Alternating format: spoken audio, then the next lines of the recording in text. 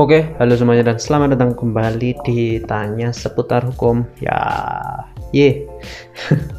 Untuk kali ini saya akan menjelaskan mengenai salah satu gugatan yang tidak dapat diterima, yaitu gugatan itu prematur. Oke, biasanya kadang ada eksepsi yang menyatakan bahwa gugatan tersebut, gugatan pihak penggugat prematur. Jadi apa sih yang dimaksud dengan gugatan itu prematur, dan ciri-cirinya seperti apa sih gugatan yang dianggap prematur? Dan untuk gugatan prematur biasanya putusannya yaitu putusan tidak dapat diterima karena ada cacat formil atau secara formil masih belum lengkap, seperti itu. Jadi akan saya jelaskan mengenai gugatan prematur. Untuk sebuah putusan itu biasanya sudah saya jelaskan, itu ada jenis putusan itu ada 3. Yang pertama, putusannya itu diterima, setelah itu putusannya itu ditolak, dan salah satu putusan tidak dapat diterima. Putusan diterima itu atau dikabulkan itu ketika memang dalam pembuktian itu menang. Setelah itu putusan yang ditolak itu sudah melalui pembuktian, sudah melalui pokok perkara, dan ternyata tidak bisa membuktikan antara dalil dan kenyataannya salah, berarti gugatannya ditolak.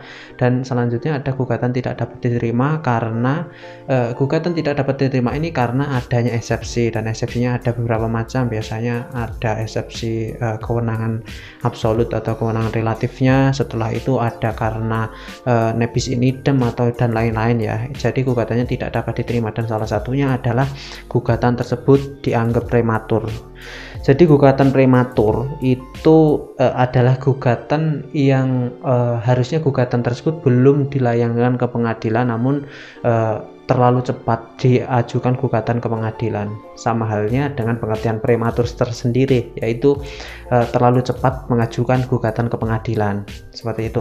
Untuk lebih mudahnya menjelaskan mengenai gugatan prematur itu, contohnya ada seseorang mengajukan gugatan pembagian harta warisan, sedangkan pewaris tersendiri masih hidup atau masih sakit-sakitan, tetapi mengajukan gugatan pembagian harta warisan. Itu termasuk salah satu gugatan yang prematur. Selanjutnya yaitu gugatan prematur itu misalnya dalam sebuah perjanjian ketika seseorang prestasi, dan juga di klausul perjanjian tersebut disebutkan bahwa batas waktu untuk mengajukan gugatan adalah setelah 1 tahun setelah perjanjian tersebut. Itu di dalam klausulnya sudah ada, dan ternyata belum ada setahun sudah diajukan gugatan. Itu bisa diajukan gugatan prematur, bisa dianggap gugatan tersebut prematur. Selain itu misalnya ada perjanjian hutang piutang, dan sebelum dibawa ke ranah hukum harusnya sudah di SP1, SP2, surat peringatan 1, surat peringatan 2, dan surat peringatan 3, dan ternyata belum ada surat peringatan sama sekali, atau bahkan surat peringatannya baru 1 atau 2, belum 3, dan ternyata sudah diajukan gugatan. Itu termasuk gugatan yang prematur.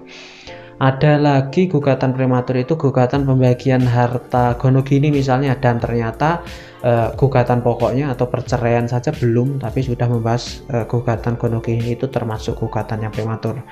Di sini sudah jelas apa yang dimaksud dengan gugatan prematur. Gugatan prematur adalah gugatan yang gugatan tersebut diajukan ke pengadilan terlalu dini atau masih belum waktunya, tapi sudah diajukan ke pengadilan. Dan saya yakin gugatan tersebut bisa di NO atau biasanya di Net on van Kilits Verkleret, itu bahasa Belanda, atau NO ya, tidak dapat diterima karena masih ada cacat formil. Seperti biasa, saya kira itu cukup. Seperti biasa, semoga bermanfaat dan terima kasih. Assalamualaikum warahmatullahi wabarakatuh. Dah.